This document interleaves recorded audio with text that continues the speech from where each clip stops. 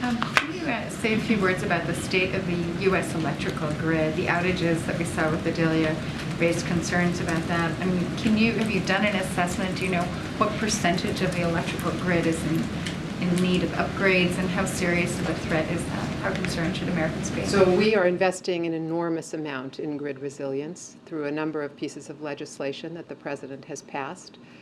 Just this week, from the infrastructure law, the bipartisan infrastructure law, the President announced $95 million to assist the state of Hawaii in hardening its grid and making the grid more resilient to the effects of extreme weather and also potentially other threats. And that's the kind of work that has to take place all across the country.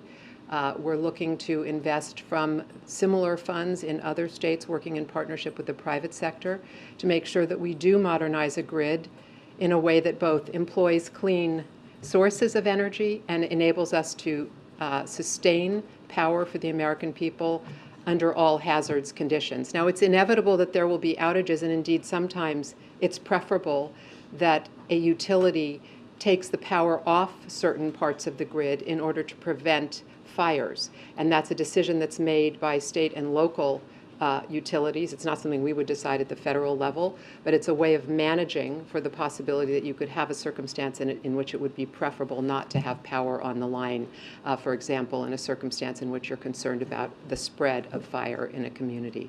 So this is an ongoing effort which the President is driving from the White House in conjunction with the Secretary of Energy and other agencies to ensure that we have the grid of the future that we need, both to power a clean energy future and also to provide resilient power to the American people. But can you say how much of the grid is in danger or is at risk or antiquated? I think we should go on to others.